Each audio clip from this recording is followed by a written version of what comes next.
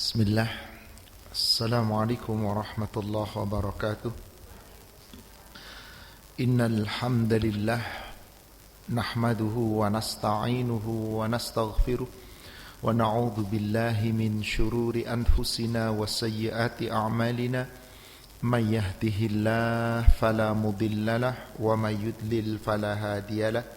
Ashhadu an la ilaha illallah wahdahu la syarikalah wa anna Muhammadan abduhu wa rasuluhu la nabiyya ba'da.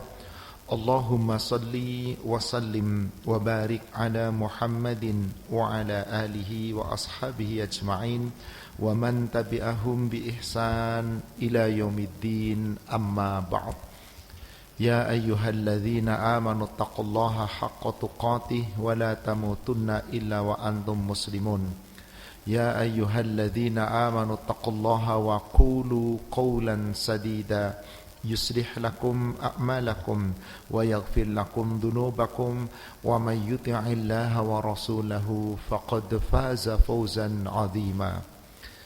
Ma'asyiral muslimat rahimani wa rahimakumullah. Ibu Jamaah Majelis Taklim Sabbir Rabbani SMA 8 yang semoga dirahmati Allah. Alhamdulillah, kembali pada pagi hari ini Allah Subhanahu wa taala mempertemukan kita. Insyaallah kita akan mengkaji kajian dengan tema tepatilah perjanjianmu dengan Allah. Salawat serta salam semoga terlimpahkan, tercurahkan kepada Nabi kita Rasulullah Muhammad sallallahu alaihi wasallam. Semoga tercurah kepada seluruh keluarga, sahabat dan seluruh pengikutnya hingga yaumil akhir. Ibu, saya ingin bertanya, jika ibu dikhianati oleh seseorang yang telah berjanji kepada ibu, tapi orang tersebut tidak menepati janjinya, ibu marah atau tidak? Marah atau marah banget? Kalau ternyata dikhianati lagi, nggak ditepati lagi janji, marah apa enggak? Tambah marah? Kalau terus-terusan? Sudahlah. Inilah manusia. Pasti kecewa, marah, sebel, mangkel dan yang lainnya ketika seseorang yang telah berjanji tidak menepati janjinya. Urusan sepele aja. Ibu mau traktir temen, besok yuk pada sholat duhur kita makan bareng. Ibu yang traktir padahal. Yang mau ditraktir, oke, besok jam 1 saya sudah datang. Ditunggu sampai jam 3 nggak datang. Gimana, Bu? Padahal ibu yang mau traktir loh. Marah apa enggak? Kok marah sih ibu? Kan ibu jadi enggak rugi. Nah, itulah janjinya enggak ditepati. Itu urusan sepele loh, Bu. Bagaimana janji kita dengan Allah? Inilah tema yang kita angkat. Tepatilah perjanjianmu dengan Allah. Pertanyaan saya lagi, ibu sudah janji belum sama Allah? Sudah belum? Merasa sudah berjanji belum? Sudah. Kapan ibu janji sama Allah? Oh, tiap saat. Lalu ibu sudah menepati belum? Mari kita bedah, ibu. Siapa yang berani mengkhianati janjinya dengan Allah, Allah terkadang biarkan kita di dunia. Bahkan terkadang Allah berikan lagi kenikmatan di dunia. Tapi jangan harap Anda akan mendapatkan kenikmatan nanti di yaumil akhir. Maka betapa penting kita memenuhi perjanjian kita dengan Allah, menepati perjanjian kita dengan Allah. Mari kita buka sebagai muqaddimah surat 16. Surat An-Nahl ayat ke-91.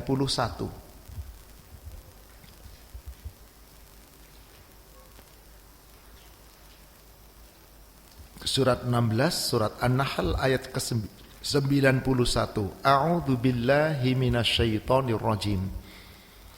Wa aufu bi'ahdillahi idza ahadtum. Dan tepatilah janjimu dengan Allah jika kamu telah berjanji. Tepatilah janjimu kepada Allah jika apabila kamu telah berjanji. Yang jadi masalah, kita merasa sudah berjanji belum sama Allah. Kalau sudah merasa berjanji, ya harus kita tepati, jangan kita khianati. Kalau merasa belum berjanji, ya berarti Anda belum menjadi seorang muslim. Tepati janjimu kepada Allah jika kamu telah berjanji, apabila telah berjanji. Wala tangqudul aiman, dan janganlah kamu mengkhianati sumpahmu, tidak mengkhianati, jangan mengkhianati janjimu. Ba'da, setelah tauqidiha, kamu menyempurnakan janjimu, kamu melanggar, telah mengikrarkan janjimu, telah meneguhkan janjimu. Wa qad ja'altumullaha 'alaikum kafila, sungguh engkau telah menjadikan Allah lah sebagai saksimu, satu-satunya saksi terhadap sumpahmu adalah satu, Allah. Innallaha, sesungguhnya Allah, ya'lamu, maha mengetahui, ma taf'alun, apa-apa yang kamu telah kerjakan, apa yang kamu perbuat.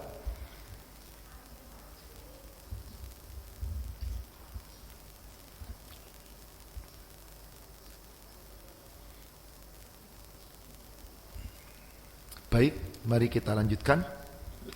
Ibu, jamaah sekalian yang semoga dirahmati Allah, dengan ayat ini sesungguhnya Allah hendak mengingatkan kita bahwa kamu sudah berjanji kepada Allah. Maka karena kamu telah berjanji kepada Allah, jangan kamu mengkhianati janjimu dengan Allah. Kalau kamu merasa telah mengucapkannya, meneguhkannya, meyakininya, dan sungguh di saat kamu berjanji, satu-satunya saksi hanya Allah. Saya buatkan ilustrasi, maaf ibu, ini sekedar ilustrasi. Para calon anggota dewan, calon pemimpin saat dalam kampanye ngumpulin warga masyarakat, janjinya apa? Contoh, seorang calon gubernur janjinya apa? Akan makmurkan daerah gubernur yang akan dipimpin, provinsi yang akan dipimpin. Kalau wali kota ya lebih kecil skopnya, lurah lebih kecil skopnya. Yang gak pernah ada kampanye itu pemilihan RT dan RW.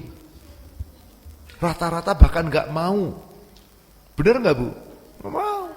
Tapi kalau sudah lurah mulai diperebutkan, anggota dewan diperebutkan. Apa janjinya? Pilihlah saya, kalau saya terpilih bla bla bla bla. Pada kenyataan setelah terpilih, apakah mereka para pemimpin yang terpilih memenuhi janjinya? Wallahu a'lam, Allah yang nanti menilai. Kenapa mereka berani tidak menepati janji? Sebab dianggap enteng janji dengan manusia. Dan kalau dituntut lagi, mana saksinya, mana buktinya saya telah janji, padahal ada rangkuman video, padahal ada catatan, padahal ada rekaman, itu manusia masih bisa mengelak. Meskipun saksinya mungkin ribuan bahkan jutaan masyarakat. Ibu, saat kita berjanji kepada Allah gak butuh saksi, satu pun gak butuh, cuman satu saksi kita. Siapa tadi? Allah. Lalu apakah kita berani mungkir terhadap Allah? Kita berani mengkhianati Allah? Kapan sih janji kita itu terhadap Allah? Di mana satu saksi adanya Allah? Pertama, saat kita masih dalam rahim ibu kita, saat masih janin, saat Allah tiupkan ruh ke tubuh kita. Sebelum ruh ditiupkan ke jasad kita di rahim ibu kita, ruh kita diambil persaksian kepada Allah. Suratnya surat Al-A'raf, surat 7 ayat 172.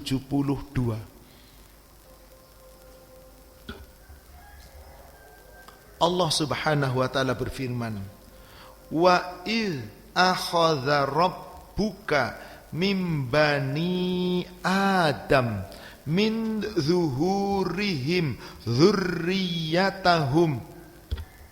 Ingatlah ketika Allah Rabbmu mengambil perjanjian, yaitu dari anak cucu Adam ketika masih di dalam sulbi, tulang belakang, atau di dalam rahim orang tua kita.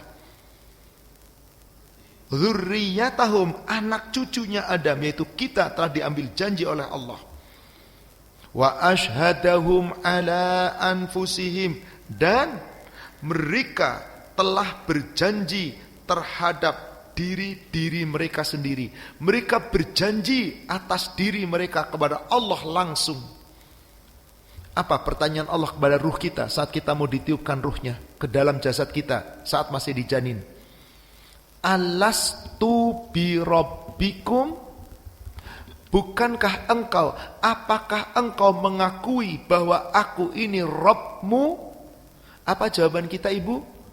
Qalu, semua kita, ruh-ruh kita menjawab, bala syahidna, benar wahai Rabb kami bersaksi bahwa engkau adalah Rabb kami, engkau adalah Tuhan kami, maka kami bersaksi.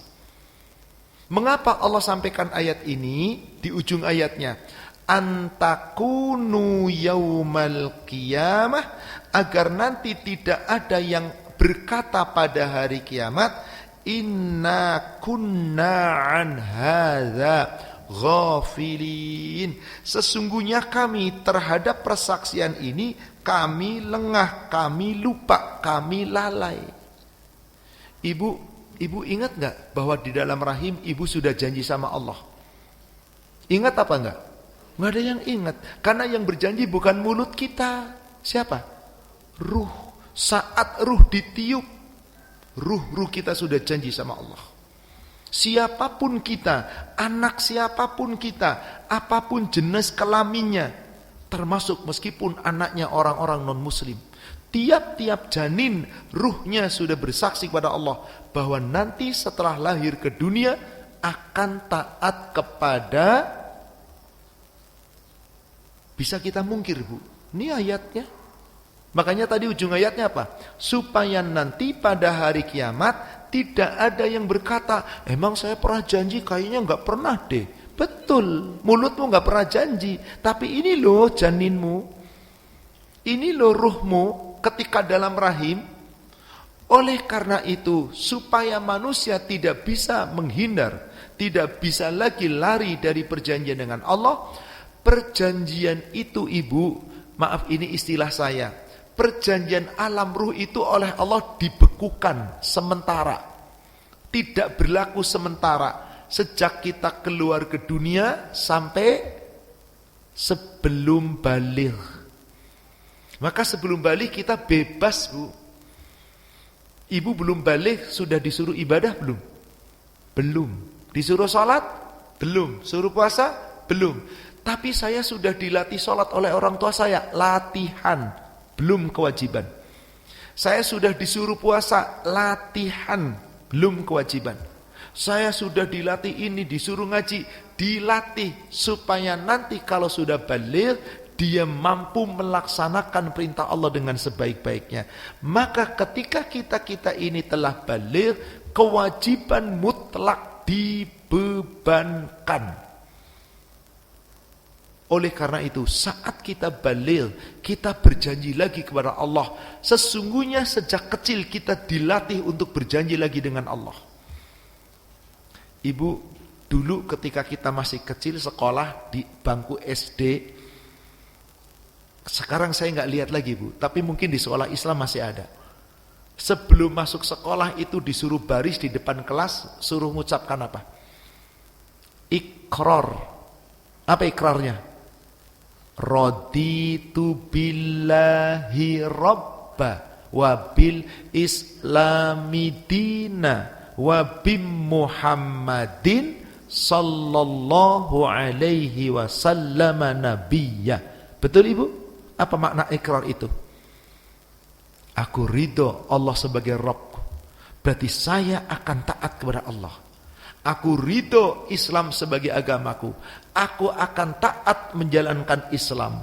Aku ridho Muhammad sallallahu alaihi wasallam sebagai Rasul Allah, Nabiku, maka aku akan taat mengikuti sunnah Rasul.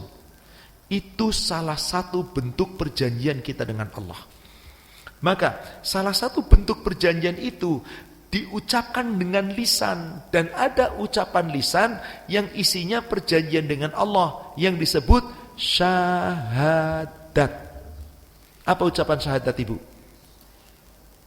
Asyhadu an la ilaha illallah wa asyhadu anna Muhammadar Rasulullah. Orang dikatakan Islam harus mengucapkan ini sepenuh hati.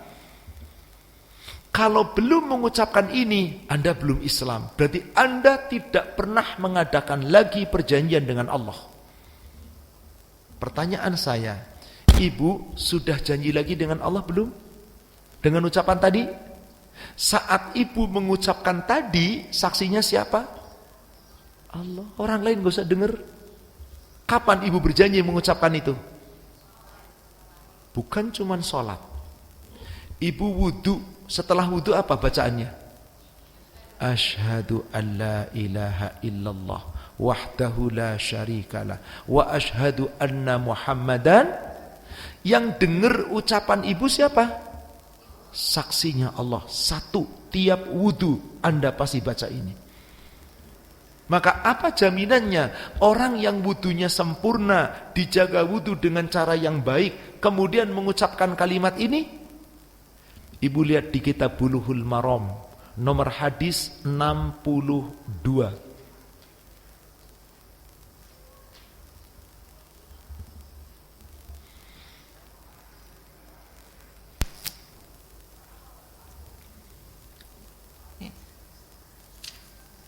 Dari Umar ia berkata, telah bersabda Rasulullah Shallallahu Alaihi Wasallam, tidak seseorang daripada kamu berwudu, lalu ia sempurnakan wudunya, kemudian ia berkata, yang artinya aku dibaca itunya apa? Boleh Ibu baca bahasa Arabnya. Nah, asyhadu an la ilaha illallah wahdahu la syarikalah wa asyhadu anna Muhammadan abduhu wa rasuluh. Apa jaminannya langsung di bawah? Nah, Maka, melainkan dibukakan baginya pintu-pintu surga yang 8 yang ia bisa masuk dari mana saja ia kehendaki. Subhanallah. Ibu wudu dengan sempurna, mengucapkan doa ini, ma min ahadikum yatawadda fayasbighil wudu. Siapa saja di antara kamu yang berwudu lalu memperbaiki, membaguskan, menyempurnakan wudunya, summa yaqul, kemudian setelah selesai wudu mengucapkan doa, asyhadu an la ilaha illallah wahdahu la syarikalah wa asyhadu anna Muhammadan abduhu wa rasuluh. Apa jaminannya tadi? Futihat lahu abwabul jannata samaniyah yadkhuluha min aysya. Melainkan nanti di yaumil akhir dibukakan oleh Allah pintu-pintu surga yang 8, dipersilahkan memasuki pintu surga itu, memasuki surga itu melalui pintu-pintu yang mana yang kamu kehendaki. Apa kuncinya Bu? Syahad. Ibu mengucapkan ini. Setiap wudu Ibu baca doa ini, berapa kali minimal kita wudu sehari? 5. Berarti kita sudah janji berapa kali? 5 melalui wudu. Betul Ibu? Terus melalui apa tadi?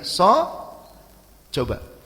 Ibu sholat kapan membaca kalimat asyhadu an la ilaha illallah wa asyhadu anna Muhammadar Rasulullah? Tasyahud. Tasyahud apa? Awal atau akhir? Dua-duanya. Jadi dalam 5 waktu sholat Ibu berapa kali tasyahud? Subuh 1. Sementara zuhur, asar, maghrib, isya berapa kali? 2. Karena ada tasyahud awal dan berarti berapa kali kita mengucapkan? 9. Minimal hanya melalui sholat 5 waktu. Betul Bu 9 kali? Tambah wudu tadi berapa kali? 5. Tambah sholat wajib berapa kali? 9. Sudah berapa kali mengucapkan? 14. Apa Ibu hanya sholat wajib saja? Ada qobliyah, ada ba'diyah, ada sholat tahajud, ada sholat witir, ada sholat duha. Betul? Kalau Anda minimal tahajudnya 2 rakaat, 1 kali janji. Witirnya minimal 1 rakaat, 1 kali janji. Duhanya minimal 2 rakaat, 1 kali janji. Minimal 3. Minimal 3. Betul Ibu? Belum lagi qobliyah, ba'diyah. Minimal 5. 8 tambah 14 berapa? 22. Subhanallah. Itu baru lewat sholat tuh Bu. Ibu dengar azan, apa yang ibu baca setelah mendengar azan? Ibu wajib jawab dulu azan itu. Asyhadu an la ilaha illallah. Ibu jawab apa enggak? 1 kali azan ada berapa syahadat? 2 kali. Betul? Kalau ibu jawab adzan, berarti sekali adzan 2 kali syahadat. 5 kali adzan 10. Sudah berapa? 32 janji. Zikir setelah sholat, kita mengucapkan la ilaha illallah wahdahu la syarikalah lahul mulku wa lahul hamdu wa huwa ala kulli syai'in qadir. Minimal 3 setiap selesai sholat. 3 kali 5 15. Sudah berapa? Allahu Akbar. Subhanallah. Tadi sudah 37. 37 tambah 15 50. Allahu Akbar. Belum lagi zikir pagi, zikir petang. Zikir pagi minimal ucapan tahlil itu 5 kali. Kali 2 10 kali. Sudah berapa? Ibu, janji macam mana yang terucap 1 hari lebih dari 50 kali? Main-main atau serius? Ibu sudah serius atau masih main-main? Jangan dijawab, renungkan saja Bu. Ya Allah, ini luar biasa loh Ibu, seriusnya Ibu. Sayang 1000 sayang, manusia begitu bermain-main dengan janjinya Allah. Maka Allah tadi katakan di surat 16 ayat yang ke-91, wa aufu bi ahdillahi idza ahadtum wa la tanqudul aiman ba'da tauqidiha wa qad ja'altumullaha 'alaikum kafila. Tepatilah janjimu dengan Allah. Jika kamu telah berjanji, jangan kamu khianati janjimu dengan Allah, sedang kamu telah menjadikan Allah satu-satunya saksi dalam kata berjanji. Puluhan kali kita mengucapkan syahadat dalam sehari tanpa pernah ada yang mendengar. Betul Ibu? Tapi siapa yang mendengar? Maka tolong tepati janjimu dengan Allah. Apa sih isi perjanjian kita dengan Allah itu? Secara garis besar ada 3 perintah, ada 3 larangan. Ibu ke surat 16 kembali, ke ayat 90. Surat 16, surat An-Nahl ayat 90.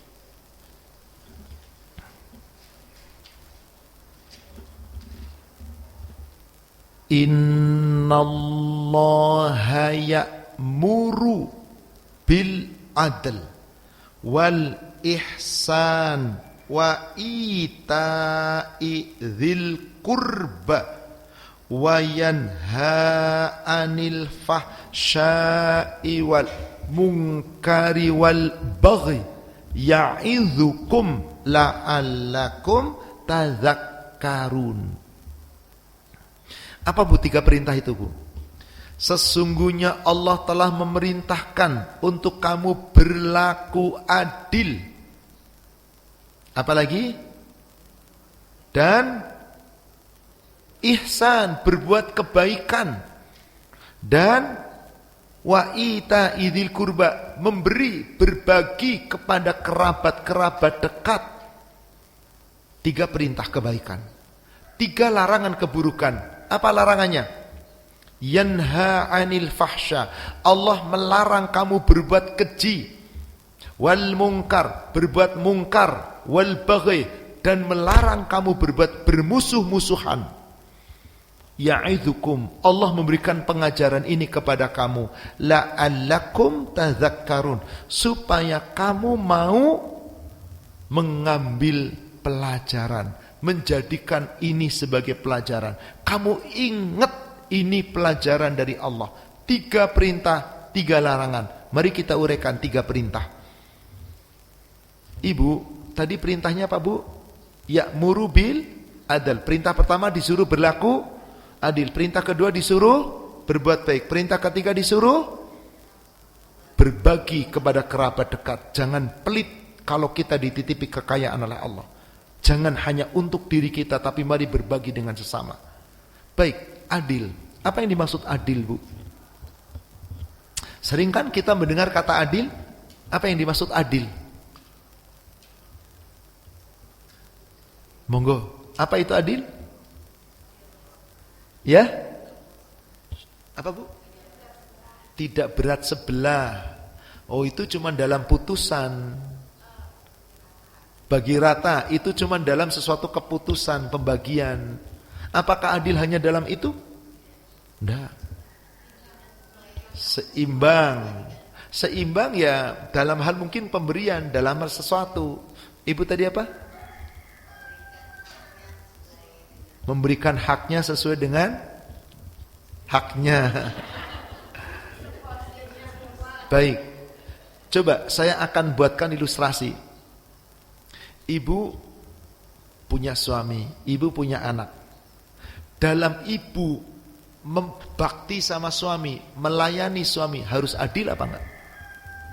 Apa yang dimaksud adil melayani suami? Ikhlas, ya, sesuai dengan kewajibannya, tidak dengan menggerutu, tidak ngedumel. Itu kan adil namanya, Bu. Saat ibu sedang melayani suami, contoh Bu, bikinin kopi aja Bu. Apa contohnya bikinin kopi adil? Kopinya dibuat dengan cara yang benar, ikhlas. Apa sih kebiasaan suami dalam kopi? Ada yang sukanya manis, ada yang sukanya kental, ada yang bahkan gak suka pakai gula, ada yang sukanya kopi ini itu. Ibu tahu gak kebiasaan suami ibu minum kopi? Maka ibu akan membuat sesuai dengan keinginan, selera suami. Betul? Nah, saat menyajikan Bu, kira-kira mungkin gak bikin ibu sambil, halo, iya deh. Langsung suami lagi, iya, nih Pak kopinya. Iya Pak, ini mana? Mungkin gak begitu? Berarti Anda gak adil. Iya. Anda memperhatikan komunikasi dengan orang lain sementara Anda sedang gak adil Anda. Ini contoh sederhana loh Bu. Ibu suami lagi menghadapi ibu, makan bareng dengan ibu, berduaan, tapi suami ibu sibuk WA-an, sibuk urusan kerja. Apa kata ibu? Mas tinggalin dong mas, ini urusan kita berdua. Adil itu apa? Secara bahasa tepatnya, menempatkan sesuatu pada tempatnya. Melakukan sesuatu pada tempatnya. Melakukan sesuatu sesuai dengan aturannya. Dan lakukan dengan ikhlas. Itu adil. Ibu lagi sholat kepada Allah harus adil apa enggak? Gimana sholat? Ingat Allah? Wong sholat ingatnya kemana-mana. Ibu melanglang buana pikirannya Bu. Yang tadinya lupa jadi ingat. Yang ingat malah jadi lupa. Anda tidak adil. Anda sedang membaca Al-Quran. Anda enggak paham apa-apa. Baca-baca tapi yang dipikir yang lain. Tidak adil. Anda sedang mendengarkan atanan Allah, mendengarkan bacaan, mendengarkan doa, tapi Anda lebih konsen dengar omongan orang yang lagi di luar sholat. Enggak adil. Anda sholat asal-asalan, tidak khusyuk, tidak tumaninah, tidak adil. Maka makna adil yang Allah inginkan itu adalah adil dalam kehidupan kita, adil dalam hablum minallah maupun adil dalam hablum minan nas. Ketika kita menghadap Allah lagi ibadah, ikhlas. Salat tegakkan salat, saum tegakkan saum, zakat tunaikan zakat. Semua dengan ikhlas. Maaf, contoh adil Bu. Ketika kita lagi ibadah, katakanlah umroh. Apa Bu rukunnya umroh? Pakai pakaian ihram. Kalau perempuan pakaian ihramnya pakaian sehari-hari. Lalu mengucapkan niat ihram mikot. Setelah itu apa Bu? Tawaf. Setelah tawaf sa'i, setelah sa'i tahallul, selesai. Harusnya saat tawaf kita sedang menghadap siapa? Yang kita baca apa? Doa, istighfar, tahlil, takbir, ucapan-ucapan dzikir, baca Quran, betul? Kenapa ada yang sambil begini? Ka'bahnya difoto sama dirinya. Langsung share, gue lagi tawaf lo. Di mana adilnya? Di mana adilnya? Anda ingin dilihat oleh manusia, sementara Anda sedang ibadah kepada Allah. Ikhlas. Ini subhanallah ibu, yang seperti ini sulit. Kata adil, ini cuman adil dalam urusan hukum, urusan pembagian, bukan adil dalam menyeluruh. Terutama adil ketika menjalankan hak Allah, adil ketika habluminan nas. Ibu sekarang, ibu saya yakin pernah makan bareng gak dengan suami, dengan anak-anak di restoran, Bu? Saat makan bareng itu bercengkrama, bicara, atau masing-masing sibuk dengan ini? Makan tapi ya Allah, hadapan wajahnya, tapi pikirannya ke gadget. Bersatukah hatinya? Nggak adil. Dulu sebelum ada ini, orang tua kita kalau ngajak makan kita gimana? Duduk bareng, kadang ayah yang bagiin makanannya kan, ayo makan, diajak ngobrol gimana. Bersatu, duduk bareng, hatinya bersatu. Sekarang duduk bareng, makan bareng, menunya sama, ininya beda-beda. Coba deh anak zaman sekarang, kalau lagi duduk, kalau nggak megangin itu rasanya kok gimana gitu. Kayaknya ibu-ibunya juga sama, kalau nggak megangin itu rasanya gimana. Tidak dilarang, tapi dalam hal tertentu, mari berlaku adil. Adil itu sifatnya menyeluruh, ibu. Saat kita mau tidur, adil. Bagaimana caranya? Baca doa, baca dzikir sebelum tidur. Setelah sudah, jangan ini melulu. Takut-takut, doanya lupa.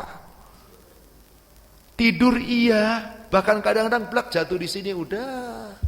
Benar nggak yang seperti itu, Bu? Adilkah? Subhanallah, rasanya kita jauh dari adil. Rasanya kita jauh dari adil. Coba ibu, dulu kita belajar, suka curi-curi nggak sama orang tua? Buku diktatnya dipegang, di dalamnya ada apa? Tuh, komik, novel tuh jujur sekali, alhamdulillah. Orang tua lihatnya ngapain? Lagi belajar. Begitu sudah dibuka, tutup lagi kamarnya, komik lagi yang dibaca. Adil apa tidak? Tidak. Akhirnya yang rugi siapa? Kalau itu tidak adil urusan dunia, resikonya cuma dunia. Tapi kalau tidak adil dalam hablum minallah, resikonya bukan dunia, saudara sekalian, akhirat. Kalau Allah tidak ridho, lalu bagaimana? Inilah adil dalam segala hal. Mari kita berlaku adil. Ketika kita baca Quran, adil, bacalah Quran, konsentrasi yang lain jangan. Kadang maaf, lagi dzikir pagi petang sih dzikir, sambil dzikir a'udzubillahi minasyaitonir rajim, Allahu la ilaha illa huwal hayyul qayyum. Ya Allah, sambil begitu. Ada atau ada? Ada atau ada? Oh banyak. Terima kasih atas kejujurannya. Allah. Mulut keluar bacaan, tapi ininya kosong. Bagaimana Allah akan membersamai kita, bagaimana Allah akan menyertai kita, bagaimana Allah akan menjaga kita. Sementara ketika kita ingat kepada Allah, mulut kita cuman membaca, tapi ini kosong, hati kosong. Allah enggak membersamai kita. Padahal jaminannya, kalau kita selalu ingat Allah, kita berzikir kepada Allah, Allah selalu bersama kita. Ibu lihat Bulughul Maram 1566.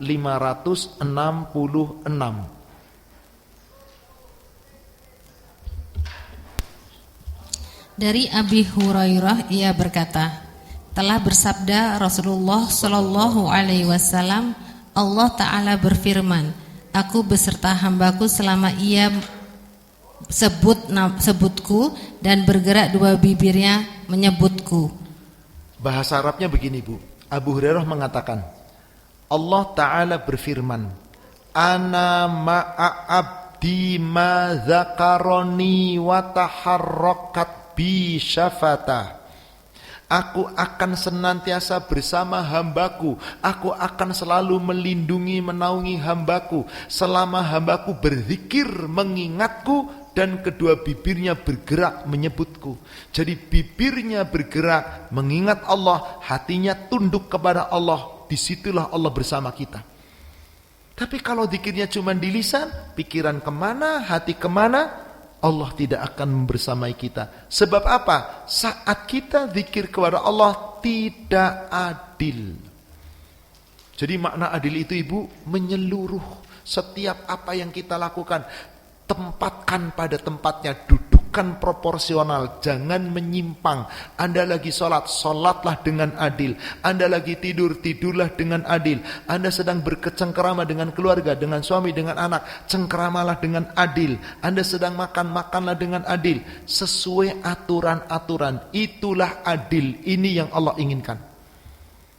Setelah adil diganding dengan apa tadi? Ihsan. Apa di situ ihsan? Berbuat. Apa yang dimaksud ihsan berbuat baik itu, Bu? Ada makna yang lebih dalam dari sekedar berbuat baik. Ibu lihat di Sahih Muslim, Ibu. Hadis nomor 1. Agak panjang hadisnya, ketemukan dulu nomor 1. Ibu buka lembar berikutnya. Lalu setelah iman, setelah rukun iman, di bawahnya bertanya, Ya Muhammad, akhbirni anil ihsan.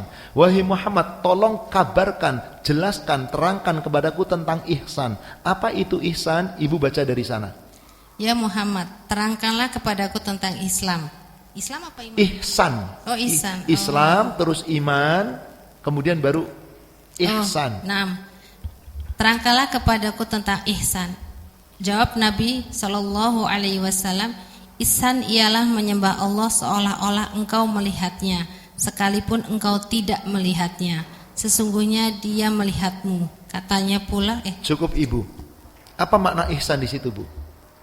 Al-ihsan an ta'budallah ka'annaka tara fa illam takun tara fa innahu yarak. Ihsan itu adalah engkau ibadah kepada Allah, engkau menyembah Allah seakan-akan engkau melihat Allah. Jika engkau tidak melihat Allah, Allah melihat kamu. Ibu, dulu ketika kita sekolah pernah ulangan kan Ibu? Kalau ulangan itu sudah direncanakan, anak-anak pekan depan kita ulangan harian, pada siap-siap kan? Tapi kalau gurunya ngasih ulangan mendadak gimana, Bu? Ya Pak Guru belum siap. Kalau guru yang killer nggak mau tahu, pokoknya ulangan. Kalau guru yang baik, ya deh pekan depan, hore Pak Guru baik. Dari mana pekan depannya nggak belajar juga. Ibu, saat kita ulangan, kita nggak tahu jawabannya, biasanya upaya apa yang kita lakukan? Nyontek. Saat gurunya melototin, dipandang satu-satu, berani nyontek nggak? Kenapa nggak berani nyontek? Oh, jadi takut sama siapa? Oh, kalau gurunya keluar? Oh, kalau ihsan itu takutnya sama siapa? Allah. Meskipun Anda nggak lihat Allah, apakah Allah nggak lihat kita? Subhanallah. Maka puncaknya ihsan itu adalah rasa takut kita kepada Allah. Saat kita ibadah, ingat kita ibadah untuk Allah. Apa tujuan Allah ciptakan kita? Wa ma khalaqtul jinna wal insa illa liya'bud. Ibadah. Maka ibadah kepada Allah dengan ihsan. Apa makna ihsan yang lain? Ibu lihat hadis nomor 3-nya, Bu. Sudah ketemu 3? Lembar berikutnya lagi dibuka. Ditanya tentang ihsan. Apa itu ihsan? Di sebelah kanan Ibu. Apa itu ihsan? Oh, kanan. Habis iman itu, Ustaz? Iya, habis iman ditanya apa itu ihsan? Apa jawaban ihsan? Ibu ke sebelah kanan, yang sebelah kanan atas ya. Yang mana sih? Setelah pertanyaan iman, di situ ada ihsan juga, pertanyaan ihsan.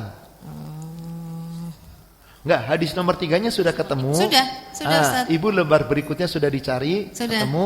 Oke. Ibu lihat. Habis bila terjadi kiamat sebelah mana Ustaz? Enggak, sebelumnya. sebelumnya. Alinea keduanya. Apa itu ihsan? Ihsan adalah Nah.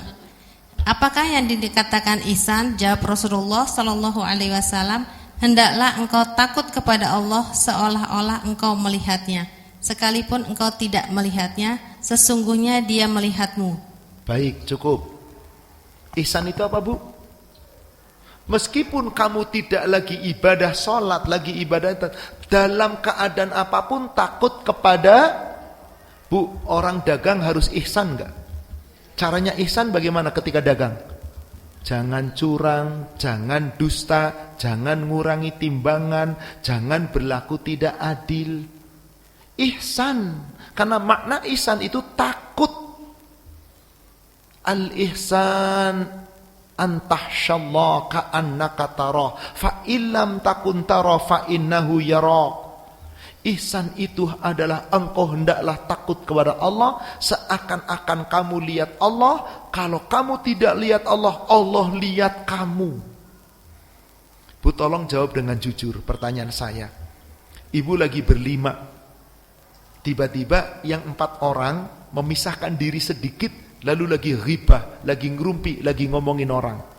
Ibu sedikit-sedikit dengar, kira-kira ibu menjauh atau makin mepet mendekat? Oh, makin mendekat. Berarti ibu tidak ihsan. Ya, tidak ihsan. Kenapa? Long perbuatan dosa kok malah didekati? Harusnya ibu tinggalkan. Kalau perlu kasih nasihat. Tapi setannya nggak suka. Makanya ketawa semua tuh, ngerasa semua ini, subhanallah. Iya, Bu ya. Apa nggak takut sama Allah?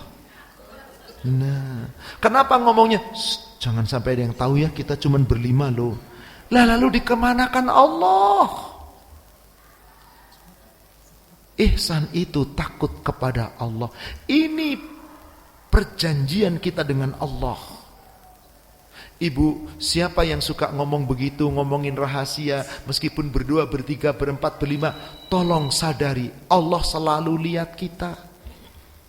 Ibu buka surat 58, surat 58, surat Al-Mujadalah, ayat yang ke-7.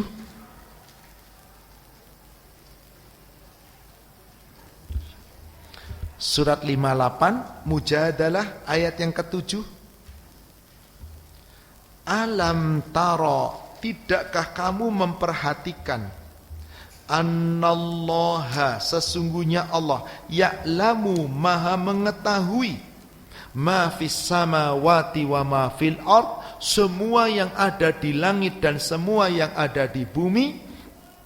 Ma yakunu min najwa thalathatin illa huwa rabi'uhum, tidak ada orang kasakusuk ngomongin orang, mengadakan pembicaraan rahasia, menghibahi orang, mereka bertiga, Allah yang keempat. Wala khamsatin illa huwa sadisuhum, mereka berlima, Allah yang keenam. Wala adna min dzalika wala aktsara, tidak ada yang jumlahnya kurang dari itu atau yang jumlahnya lebih dari itu. Illa huwa ma'ahum ainama kanu, melainkan Allah bersama mereka dimanapun kamu berada.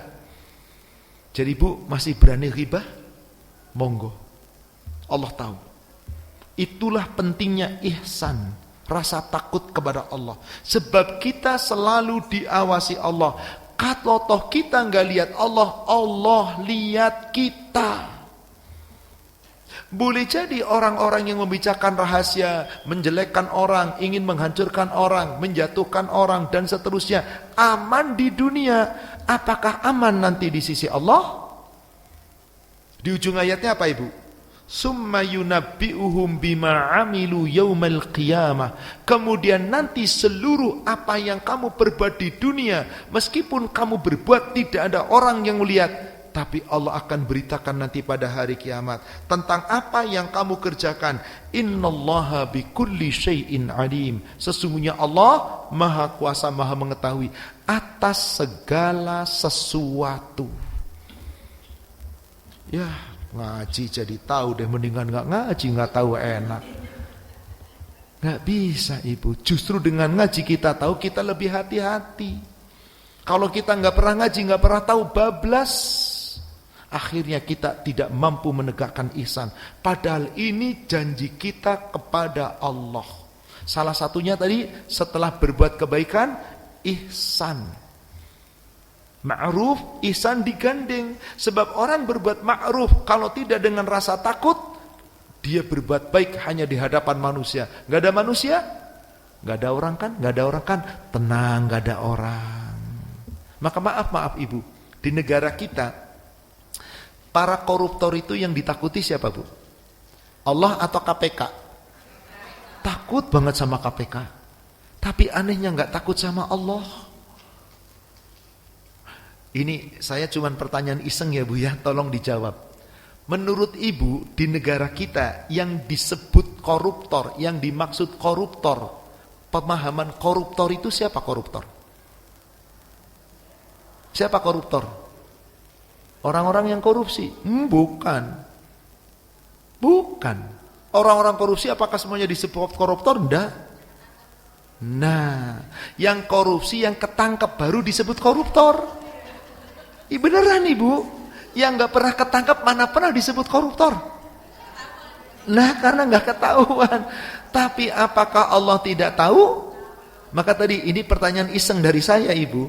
Kan tadi di negara kita memang secara benar definisi koruptor orang-orang yang korupsi. Tapi kalau di negara kita beda. Korupsi kalau bareng-bareng sama konco-konconya, asal bisa kong-kalingkong, aman. Tapi kalau korupsi ketangkep, nah baru gak aman. Itu yang disebut koruptor. Gak ketangkep oleh manusia. Apakah tidak ketangkep oleh Allah? Contoh sederhana bu. Orang yang gak takut sama Allah, ketika dia salah, dituduhkan salah, bahkan sebetulnya ada bukti, tapi karena dia punya kekuatan, kekuasaan, punya harta, bisa gak membela diri sehingga bebas? Bisa? Dengan apa? Harta, kedudukan, relasi, betul? Saat dia bebas diketok palu, tok, tok, tok, bebas, senang atau sedih? Senang atau sedih? Sujud syukur atau nangis? Alhamdulillah bebas di sisi manusia. Apakah bebas di sisi Allah? Maka orang-orang yang seperti itu tidak takut sama Allah, tidak ihsan, dikiranya Allah gak tahu. Apakah bebas di sisi manusia, bebas dari siksaan Allah? Coba ibu, ada ayat pendek ayatnya, tapi ini teguran bagi orang-orang yang di dunia berbuat salah, berbuat dosa, merasa aman terus dengan perbuatan dosanya, seakan-akan aman dari siksaan Allah. Surat 29 ayat 4. Surat 29 ayat 4. Am hasiballadzina amanus sebentar. Am hasiballadzina ya'maluna sayyiati ayyasbiquna sa'ama yahkumun. Apa artinya bu? Apakah orang-orang yang mengerjakan perbuatan jahat itu lolos dari hukuman Allah di dunia, lolos dari hukuman manusia di dunia, mereka akan merasa aman dari siksaan kami nanti di akhirat? Alangkah buruknya persangkaan mereka. Jadi orang-orang yang para penjahat, koruptor dan yang lain yang bebas di dunia lalu sujud syukur, itu alangkah buruk persangkaan mereka, seakan-akan Allah gak lihat. Padahal Allah lihat. Itulah pentingnya kita punya rasa takut. Apa tadi rasa takut bu? Ihsan. Maka orang yang punya rasa takut biasanya timbul rasa malu. Kalau lagi banyak orang, gak akan berbuat sembarangan karena malu banyak orang. Sebetulnya yang paling utamanya karena takut. Makanya malu adalah sebagian dari iman. Ibu lihat di Sahih Muslim, Ibu, nomor hadis 30. Nomor hadis 30.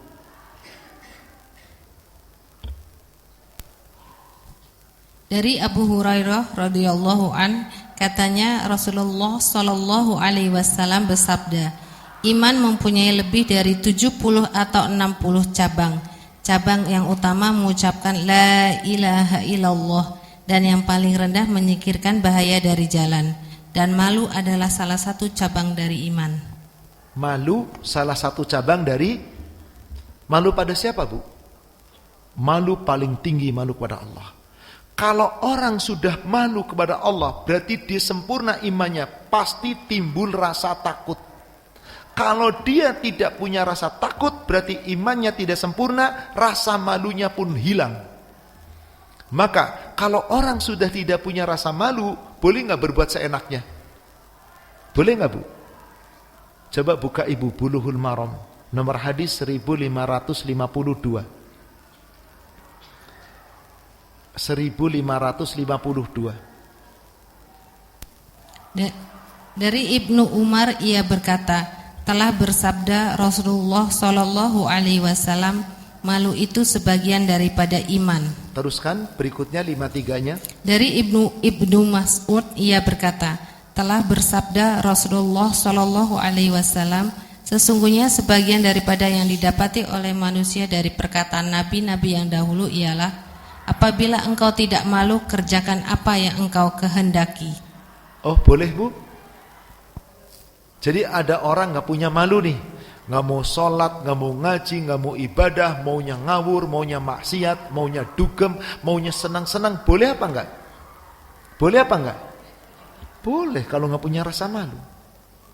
Kan tadi dikatakan apa? Al-haya'u minal iman. Malu itu sebagian dari idza lam tastahi, jika kamu tidak punya malu, seakan-akan jika kamu tidak punya iman, fasna' ma syi'ta, lakukanlah, perbuatlah apa yang kamu sukai, apa yang kamu kehendaki, berbuat seenakmu, terserah kamu, terserah mau ngapain.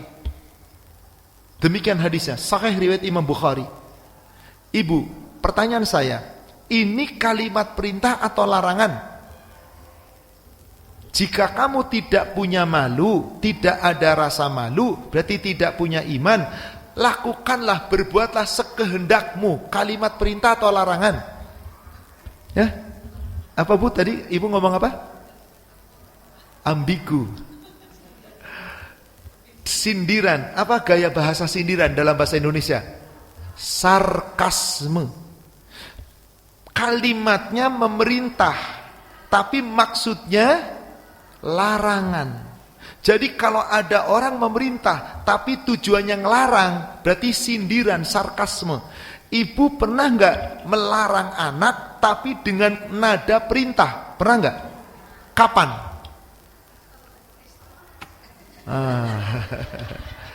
Di saat anak enggak nurut sama aturan orang tua. Anak lagi batuk, es terus. Ayo terus, silakan beli es lagi sana. Betul? Kira-kira sambil marah atau sambil melotot? Tuh, sambil ketawa kalau anak kecil, kalau anak gede sudah pergi sana, gak usah pulang sekalian. Betul kan? Seperti itu Rasul ketika sudah marah. Terserah kamu deh, hai umatku, kalau kamu gak punya iman, terserah mau ngapain. Bebas berbuat. Berarti Anda tidak pernah ingat perjanjian dengan Allah. Subhanallah, ini penghinaan jadinya, Bu. Pembiaran. Kalau sudah dibiarkan oleh Rasul, lalu siapa yang akan nolong kita nanti? Sedangkan kita sangat berharap syafaat dari Rasul. Apalagi kalau Allah sudah membiarkan. Ternyata ada ayat yang semakna dengan hadis tadi, Bu. Surat 41 ayat 40. Surat 41 ayat 40. Innalladzina yulhiduna fi ayatina la yahfauna alaina. Sesungguhnya orang-orang yang mengingkari ayat-ayat kami, tanda kebesaran kami, aturan-aturan kami, la yakhfauna alaina, tidak akan mampu tersembunyi dari kami. Bu, orang yang mengkhianati Allah bisa lari dari Allah enggak? Bisa enggak ngumpet dari Allah, Bu? Enggak bisa, karena Allah selalu mengawasi kita. La yakhfauna alaina. Sampai ada pertanyaan, afamayulqa finnari khairun, apakah orang-orang yang kelak dilempar ke neraka itu yang lebih baik, ammayati amina yaumal qiyamah, ataukah orang-orang yang menemui Allah dengan rasa aman pada hari kiamat? Kalau orang menemui Allah dengan rasa aman, kemana tempatnya, Bu? Surga. Kalau yang tidak aman, neraka. Pertanyaan singkatnya, apakah orang yang dilempar ke neraka yang lebih baik atau yang masuk surga yang lebih baik? Jangan dijawab, gak usah dijawab. Pertanyaan yang tidak butuh jawaban, pembiaran. Sudah tahu kita semua bahwa masuk surga lebih baik, tapi kenapa perbuatanmu kok seakan-akan ingin masuk neraka? Gak mau diatur oleh Allah, gak mau ibadah, maunya seenaknya. Kenapa begitu? Maka ujung ayatnya apa, Bu? Ujung ayat tadi, surat 41 ayat 40. I'malu ma syi'tum. Lakukanlah sesuka kamu. Perbuatlah apa yang kamu inginkan. Kata Allah, terserah kamu deh. Gak mau ngaji, gak mau pakai busana muslim, gak mau diatur, gak mau ibadah, gak mau baca Quran, gak mau sholat, terserah. Tapi ujung ayatnya apa? Innahu bima ta'maluna basir. Sesungguhnya Allah tahu apa yang kamu kerjakan, maka miliki rasa takut, itulah ihsan. Maka ibu, kalau janji kita dengan Allah yang pertama berbuat kebaikan, lalu ihsan digandeng sempurna, insya Allah dititipi harta kita nggak akan bakhil. Maka yang ketiga apa tadi perintah Allah di surat 16 ayat ke-90? Berbagi. Ada nggak, Bu, orang yang rajin ibadah tapi pelit? Berarti dia tidak takut sama Allah. Punya harta kenapa nggak berbagi? Kenapa Anda pelit? Berarti menyembunyikan karunia Allah. Berbagilah. Allah tidak minta semuanya, semampu kita. Maka ciri orang takwa itu apa, Bu? Ibu lihat surat 3 134. Ciri orang takwa disebutkan ada 3 ciri di situ. Surat 3 ayat 134. Pertama, alladzina yunfiquna fis sarra'i wad-dharra wal kadhiminal ghaid wal 'afina 'anin nas. Apa ciri yang pertama? Orang-orang yang menginfakkan sebagian rizki yang Allah berikan kepadanya dalam keadaan lapang atau Allah enggak minta banyak, sesuai kemampuan.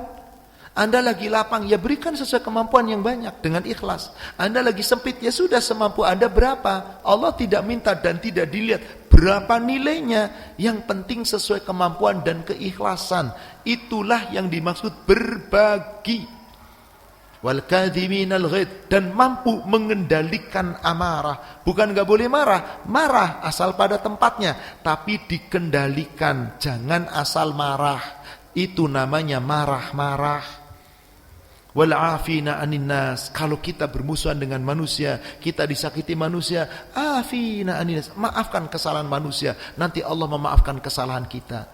Inilah dia 3 perintah. Apa tadi, Bu? Berbuat baik, ihsan, takut kepada Allah atau merasa diawasi oleh Allah, dan berbagi. 3 larangannya apa tadi, Bu? Wa yanha, dan dia Allah melarang berbuat keji, terus fahsya wal mungkar, berbuat mungkar, terus bermusuh-musuhan. Ini dalam rangka habluminan nas, Bu. Semuanya kekejian, di situ fahsya iwal mungkar. Apa bedanya, Bu, fahsya dengan mungkar? Kalau fahsya itu perbuatan keji yang terkait dengan dosa-dosa habluminan nas. Memukul, mencuri, menghibah, memfitnah, membunuh, berzina, maka itu dikatakan keji, kotor. Maka kalau ada perbuatan keji dengan manusia, wajib dia islah sesama manusia dan tobat kepada Allah. Adapun perbuatan mungkar adalah perbuatan-perbuatan yang melanggar aturan Allah. Diperintah malah ditinggalkan, suruh sholat malah nggak sholat, suruh ngaji nggak mau ngaji, suruh puasa nggak mau puasa. Itu namanya mungkar. Perbuatan menyelisihi perintah Allah, mengkhianati aturan Allah, itu semuanya mungkar. Adapun kalau fahish lebih kepada perbuatan antar sesama manusia, sama-sama itu dosa besar. Jadi baik itu habluminallah, habluminanas, jangan kamu khianati. Dan wal baghi, jangan saling bermusuhan. Ibu, orang bermusuhan itu diawali dari apa, Bu? Yang paling kecil awal permusuhan itu apa? Ya? Perselisihan itu diawali dari apa? Hasad. Tuh dalam hati, kedengkian. Dengki itu kan kalau dipupuk jadi apa, Bu? Benci. Kalau sudah benci dipupuk jadi apa? Baghi, bermusuhan. Maka untuk dengki saja enggak boleh. Ibu maaf, bedanya dengki dengan benci apa, Bu? Kalau benci itu sudah ditampilkan, sudah nggak mau ketemu, berpalingan muka. Kalau dengki baru di hati, wajahnya kadang-kadang senyum, Ibu, apa kabar? Tapi hatinya sebel. Itu dengki, itu saja tidak boleh. Itu saja tidak. Ibu lihat, Bu, di Bulughul Maram 1507.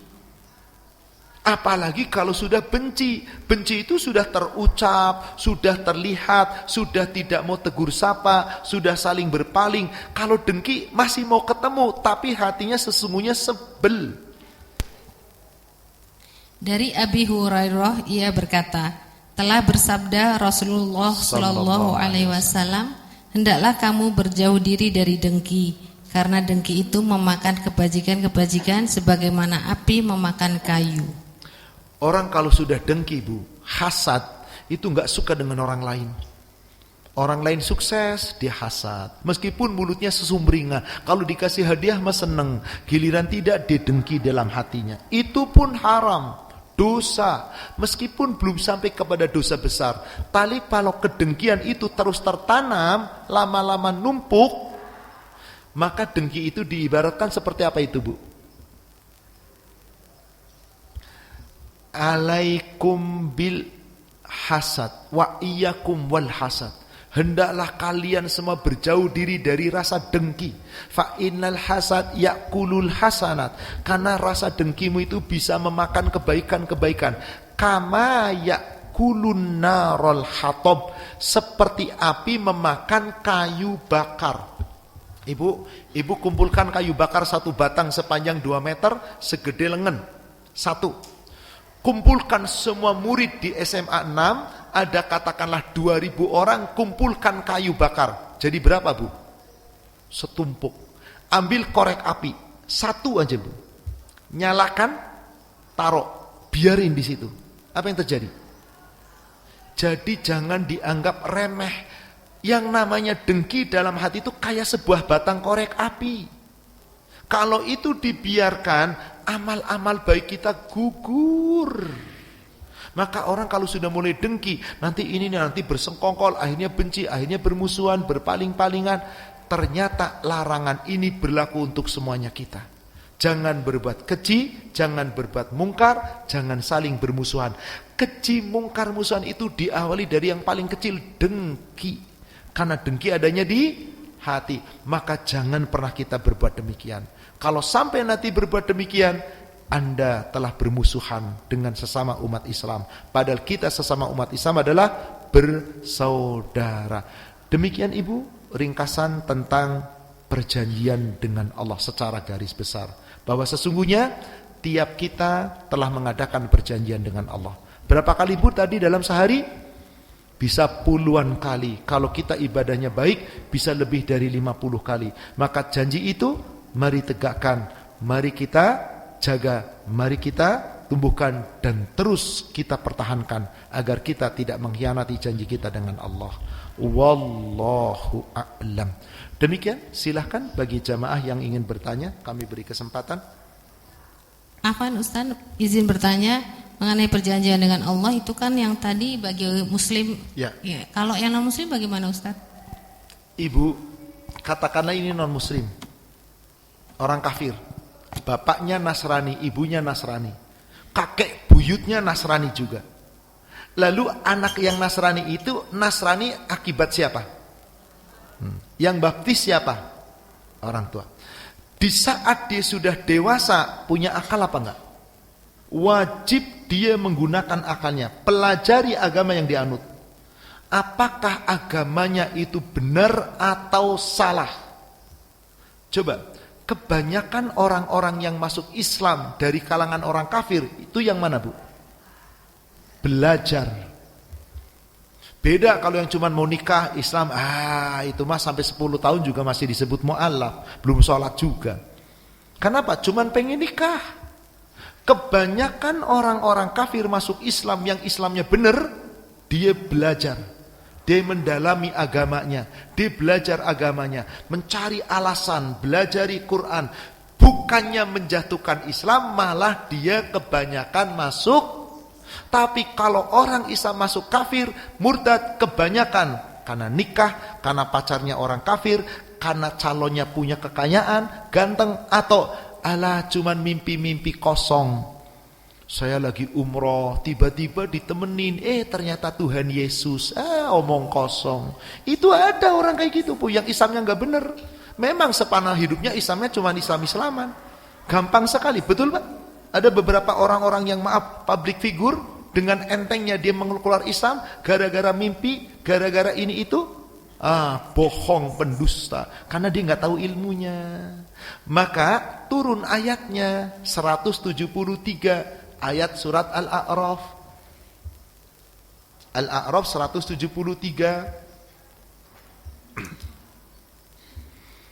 Au taqulu innama asyraka abaun. Tadi lanjutannya surat 7 172 ya Bu ya. Sekarang 173-nya.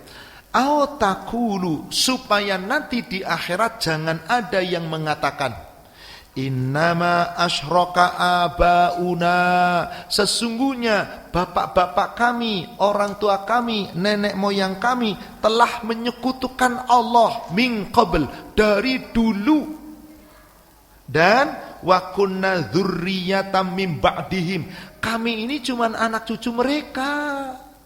Kami kafir gara-gara bapak ibu kami kafir. Kami dibaptis, kami keragamannya Nasrani karena orang tua kita Nasrani. Saya Hindu karena orang tua saya Hindu. Lalu apa ucapannya di hadapan Allah? Afatuhlikuna bima fa'alal mubtilun. Apakah kami akan dihukum gara-gara kesalahan orang-orang tua kami? Ya Allah, kalau saya orang tuanya Islam, saya pasti Islam. Saya Kristen kalau orang tua saya Kristen, maka saya dihukum gara-gara orang tua saya yang Kristen. Ya, alasannya alibinya begitu ya Bu ya. Apa kata Allah ayat ke-174-nya? Wa kadzalika nufassilul ayati wa la'allahum yarji'un. Demikianlah Allah jelaskan ayat-ayat supaya mereka kembali. Orang kafir itu wajib belajar agamanya. Demi Allah, kalau orang-orang kafir belajar sungguh-sungguh tentang agamanya, gak mungkin mau tetap beragama kafir itu, Bu. Karena tahu bahwa itu semuanya dusta. Tapi orang kafir yang tetap kafir biasanya apa? Satu, yang memang benci dengan Islam meskipun tahu kebenaran. Dua, memang gak pernah mau belajar sungguh-sungguh, manut aja Bu, wis pokoknya kata pendeta saya ya udah, gak pernah mau belajar. Sama orang Islam yang gak pernah belajar agama Islam, apa yang terjadi Bu? Ya sudah, gak sholat, gak puasa, enak-enak aja tuh. Maka tidak ada alasan nanti di sisi Allah. Intinya tiap kita dilahirkan dari manapun, tetap kita itu fitrahnya adalah tunduk kepada Allah.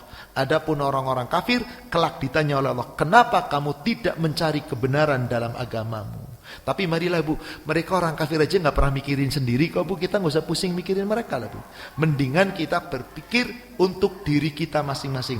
Kecuali orang kafir itu bagian dari keluarga, mungkin ada family, yuk kita sadarkan, yuk kita sampaikan. Kalau gak mau, sudah urusan mereka. Wallahu a'lam. Ada yang lain? Silahkan. Di luar tema boleh, silahkan. Assalamualaikum Ustaz. Waalaikumsalam. Izin tanya Ustaz, pertanyaannya simpel sih. Silahkan. Lebih baik atau lebih bagus istighfar atau sholawat untuk orang yang banyak dosanya? Baik. Makasih. Ini kadang-kadang di perbincangan jelimet banget Ibu. Ada kiai-kiai di negara kita mengatakan mendingan sholawat. Sholawat itu jelas mengampuni dosa, sholawat itu jelas mendapatkan rahmat Allah. Bahkan Allah bersolawat pula kepada kita.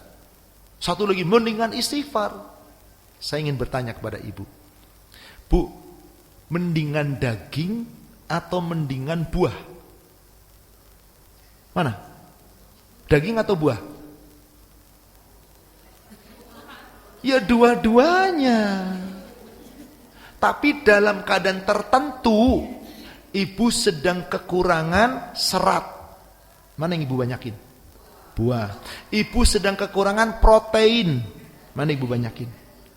Tapi dalam keadaan normal, daging dan buah itu bersanding. Ibu gak bisa digaduk-gadukin, dilawan-lawanin begitu. Bagusan sholat, enggak benar jawaban itu. Dua-duanya bagus, dua-duanya penting. Tapi dalam satu sisi, di mana posisinya, bagusan mana, lihat keadaan. Lihat, di saat disebut nama Nabi Muhammad, mana lebih baik, istighfar atau salawat? Salawat. Anda bersalawat, Allah membalas salawat Anda dan Allah ampuni. Di saat Anda setelah mendengar adzan, mendingan istighfar atau salawat? Salawat. Di saat Anda tasyahud akhir, di saat membaca tasyahud, mendingan baca sholawat atau istighfar? Sholawat. Baru nanti ujungnya istighfar. Jadi ini bergandengan. Tapi kalau ibu mau membuka doa, mendingan sholawat atau istighfar? Sholawat dulu ketika membuka doa. Puji nama Allah, sholawat kepada Allah, lalu berdoa, lalu istighfar. Kenapa? Dua-duanya perintah. Kalau sudah dua-duanya perintah nggak bisa dipisahkan. Saya tanya lagi Bu, mendingan qobliyah subuh atau sholat subuh? Dua-duanya. Tapi lihat kedudukannya. Kalau baru dengar adzan sampai di masjid ada waktu, mendingan sholat subuh atau qobliyah subuh? Ya qobliyah dulu dong. Begitu setelah adzan, setelah qomat, mendingan qobliyah atau sholat subuh? Ya tetap Anda meskipun ketinggalan sholat subuh berjamaah, jangan belain qobliyah, karena itu lebih utama. Tetapi antara qobliyah dengan sholat subuh bersatu apa enggak? Bersatu, enggak bisa dipisahkan. Enggak bisa dikatakan mendingan subuh, kalau gitu enggak usah qobliyah. Mendingan qobliyah, kalau gitu enggak usah subuh. Bukan, digabung. Tidak ada mendingan istighfar, tidak ada mendingan sholawat. Kedua-duanya bersama. Sholawat penting, istighfar penting. Mana yang didahulukan? Lihat Anda dalam kondisi apa. Setelah tahajud selesai, salam. Mana yang lebih baik? Istighfar. Setelah selesai sholat, assalamualaikum warahmatullahi wabarakatuh. Mendingan mana? Sholawat atau istighfar? Istighfar. Karena contohnya demikian. Maka istighfar ya perintah, sholawat ya perintah. Cuman kebanyakan banyak kekeliruan. Pengen kaya, pengen mobil, disolawatin aja. Inna lillahi wa inna ilaihi raji'un. Serendah itukah istighfar? Serendah itukah sholawat? Padahal itu sebuah ibadah. Apakah tujuan kita ibadah untuk dunia? Itu rekayasa di negara kita, Pak. Yang seperti itu, maaf, para ulama, kiai yang sampai seperti itu. Dikit-dikit disolawatin, nanti kamu sukses baca sholawat. Sholawat itu ibadah, Ibu. Perintah Allah di surat 33 ayat 56. Surat 33 ayat 56. Innallaha wa malaikatahu yusalluna 'alan nabi ya ayyuhalladzina amanu sallu 'alaihi wa sallimu taslima. Disuruh salawat apa enggak, Bu? Maka kapan kita salawat? Di waktu-waktu, di tempat-tempat yang memang itu lebih utama. Di hari Jumat banyak-banyaklah salawat.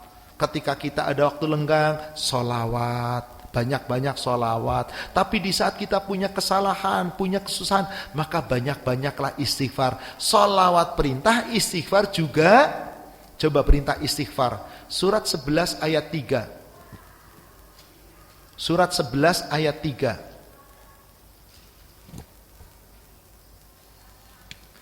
Wa anistaghfiru rabbakum summa tubu ilaihi, dan hendaklah kamu beristighfar. Apa itu disebut arti istighfar? Mohon ampun. Aghfiru rabbakum, mohon ampun kepada Rabbmu, summa tubu ilaihi, kemudian bertobat. Jadi istighfar ya perintah, salawat ya. Maka nggak bisa diutamakan yang satu, nggak bisa. Dua-duanya utama. Tinggal posisinya di mana, letaknya di mana, keadaannya seperti apa. Maka mana yang lebih utama, itu yang didulukan. Sama kalau saya bertanya sama ibu, Bu, mana yang duluan, Bu? Mana yang lebih utama, telur atau ayam? Bulet, ibu nggak bisa tahu jawabannya. Yang satu ngomong telur lebih utama. Kenapa? Sebab ayam itu ada karena telur. Oh, dibalas lagi. Oh, enggak ayam, enggak bakar ada telur. Kalau enggak ada ayam, ya kan bulat jadinya kan. Jadi yang benar mana? Telur dan ayam itu bersatu. Di mana ada telur akan menetas ayam, di mana ada ayam akan bertelur. Berarti satu kesatuan. Istighfar sholawat enggak bisa diadu-aduin begitu, Ibu. Tapi bersatu. Kapan diperlukan? Lihat situasi dan kondisi. Demikian, wallahu alam. Silahkan. Ada pertanyaan lagi? Satu pertanyaan lagi, masih ada waktu? Tidak ada? Baik, jika memang ibu mau bertanya di belakang, silakan. Maaf Pak, tadi terkait keadilan melayani tadi itu Pak. Misalnya begini Pak, saya pernah melihat teman saya itu kalau meladeni suaminya itu kasih kopi seperti apa gitu kan, terus dikasih seperti lunchbox buat ke kantor gitu, tapi suaminya itu tidak menghargai Pak gitu. Akhirnya kalau seperti itu kan ya manusia itu kan pasti ada gimana ya, rasa sedih gitu kan, kok saya udah seperti ini tapi kok balasannya kayak begitu gitu. Kalau terkait akhirnya mereka setahu saya bercerai ya Pak itu. Nah kalau seperti itu gimana Pak, maksudnya ini pasti ada sebab dan akibat. Mungkin ada masalah sebelumnya, atau mungkin isinya memang baik, isinya adil, isinya ikhlas, suaminya yang gak benar. Boleh jadi. Atau memang suaminya baik asalnya, tapi si isinya pernah berbuat masalah, sesuatu yang membuat kecewa suami, sehingga si isi ingin meminta maaf, ingin berbuat baik, suami sudah terlanjur kecewa. Wallahu a'lam. Intinya di dalam pernikahan itu sebuah ujian, Ibu. Maka ada hak, ada kewajiban. Suami punya hak, suami punya kewajiban. Istri punya hak, istri juga punya kewajiban. Kalau memang di dalam rumah tangga sudah tidak ada rasa cocok lagi, rasa cinta lagi, bagaimana mungkin bisa dipertahankan? Maka perceraian itu solusi terakhir. Boleh jadi memang suaminya nggak cinta, boleh jadi memang istrinya nggak cinta. Maka kalau suami nggak cinta, suami punya hak mencerai. Tapi kalau istri nggak cinta, suami tidak punya hak menceraikan, tapi meminta dicerai. Apa namanya, Bu? Khulu. Contoh, ini seorang istri nih, ini seorang suami, Bu. Istrinya udah coba baik, nggak ada masalah, tapi suaminya yang bikin masalah. Ternyata si istri nggak kuat, nggak rasa cinta lagi. Sebab apa? Bagaimana mungkin menghadapi seperti itu? Dia punya hak khulu, menuntut cerai. Jangankan masalah, suaminya nggak punya masalah, ibadahnya baik, keuangannya bagus, kesabarannya luar biasa, ketaatannya luar biasa, tapi dia nggak punya cinta sama sekali ke suaminya. Boleh nggak nuntut cerai? Boleh. Bagaimana mungkin dia melayani suami akan ikhlas kalau nggak punya rasa cinta? Betul apa enggak? Maaf Bu, tolong jawab dengan jujur. Dulu ibu ditaksir laki-laki ketika masih sekolah. Laki-laki itu Bu nggak punya cinta sama sekali. Ngirimin suratnya berlembar-lembar bagus, isinya dibaca enggak? Kuas-kuas masuk kong sampah. Giliran laki-laki yang ibu sukai cuman setengah lembar, kata-katanya standar, dibaca enggak? Tuh kan dibaca tuh. Karena cinta. Dipigurain tuh bahkan, subhanallah. Karena cinta. Jadi cinta itu terkadang tidak memandang isinya apa. Betul apa enggak? Nah, disinilah kalau sudah tidak ada rasa cinta bagaimana? Saya tunjukkan hadis ya Ibu. Tapi maaf, hadis ini bukan untuk kita celak, tapi ini sebuah kenyataan bahwa seorang istri punya hak khulu. Kasusnya coba Ibu buka di Bulughul Maram, nomor hadis 1094. 1094.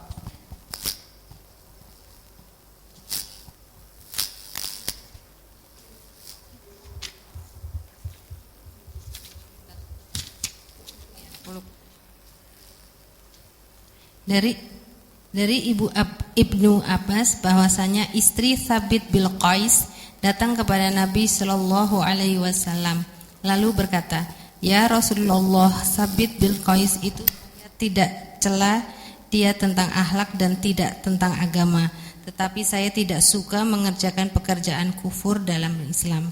Maka sabda Rasulullah Shallallahu Alaihi Wasallam, apakah engkau akan kembalikan kepadanya kebunnya? Jawab iya, iya. Sabda Rasulullah Shallallahu Alaihi Wasallam kepada Thabit, terimalah kebun itu dan ceraikanlah akan dia talak 1. Jadi gini Bu kasusnya Bu. Ini ada seorang pemuda namanya Thabit bin Qais. Akhlaknya bagus, agamanya bagus, kesabaran luar biasa. Ibadahnya pokoknya nggak ada cacat. Menikah dengan seorang wanita. Tapi si wanita itu tidak cinta kepada Thabit. Sehingga apa yang terjadi? Ya Rasulullah, aku tidak pernah mencela Thabit. Agamanya, akidahnya, akhlak, pokoknya bagus, gak ada kekurangan dari seorang suami. Tapi saya gak punya rasa cinta. Saya gak mau bikin dosa. Perbuatan kufur dalam agama. Bu, namanya orang gak cinta. Suami menggauli, melayani suami. Ikhlas apa enggak? Dosa apa enggak jadinya? Dosa. Karena gak ikhlas, karena gak cinta. Akhirnya menuntut bercerai. Maka maharnya harus dikembalikan. Setelah itu dipanggil Qais, kemudian apa kata Rasulullah Thabit? Ya Thabit, istrimu menuntut cerai, tolong ceraikan dia. Dicerai talak 1. Beres. Apa sebabnya si istrinya Thabit nuntut cerai? Sebab si istrinya enggak pernah cinta. Karena maaf, Thabit wajahnya kurang ganteng. Namanya wanita Bu, punya suami kurang ganteng rasanya gimana Bu? Pastikan perasaan. Maaf, ini sekali lagi saya katakan, ini hadis bukan kita untuk mencela, tapi ini ilmu. Apa sebabnya? Coba Ibu lihat 96-nya. Apa sebabnya istrinya Thabit nuntut cerai? Dan pada riwayat Amr bin Suaib dari bapaknya, dari batuknya, ia dari sisi Ibnu Majah bahwa Thabit bin Qais itu sangat jelek rupanya, dan istrinya pernah berkata, kalau tidak karena takut kepada Allah, maka ia masuk kepada aku, niscaya aku ludah di mukanya. Saking tidak cintanya Bu, wajahnya jelek. Sebetulnya nggak ada yang jelek Bu, kurang cakep. Ya kurang cakep aja lah. Wajahnya sangat tidak cuma. Jadi nggak punya rasa cinta. Bagaimana mungkin orang nggak punya rasa cinta bisa melayani? Makanya ada apa tadi? Maka boleh jadi pertanyaan ibu, mungkin suaminya nggak punya rasa cinta lagi, akhirnya diceraikan. Atau istrinya mungkin melayani, tapi tidak sepenuh hati, hanya sekedar dilihat. Wallahu a'lam. Makanya kita, kalau sudah punya pasangan, ya sudahlah, itulah pasangan kita. Kekurangan kelebihan itu milik kita halal. Yang milih kita, nggak ada yang maksa. Giliran udah nikah ngeluh terus. Wah suami gue lah yang nyuruh milih siapa dulu. Nggak ada yang maksa, kamu yang milih. Intinya ujian. Maka dalam rumah tangga harus saling memahami, saling mencintai, mengerti mana hak, mana kewajiban, saling menutupi kekurangan. Itulah gunanya kita hidup bersama dalam rumah tangga. Jadi di sini istri punya hak apa? Menuntut cerai. Kalau suami berhak menceraikan. Wallahu a'lam. Demikian ibu jamaah sekalian kajian kita pada pagi hari ini. Semoga membawa manfaat dan hikmah. Yang benar dari Allah yang disampaikan melalui Rasulnya. Yang salah saya yang menyampaikan yang penuh kekurangan. Kita manusia yang penuh kekhilafan. Semoga Allah memaafkan dan mengampuni dosa kita. Mari kita akhiri dengan kafaratul majlis. Subhanaka Allahumma wa bihamdika asyhadu an la ilaha illa anta astaghfiruka wa atubu ilaih. Billahi taufik. Assalamualaikum warahmatullahi wabarakatuh.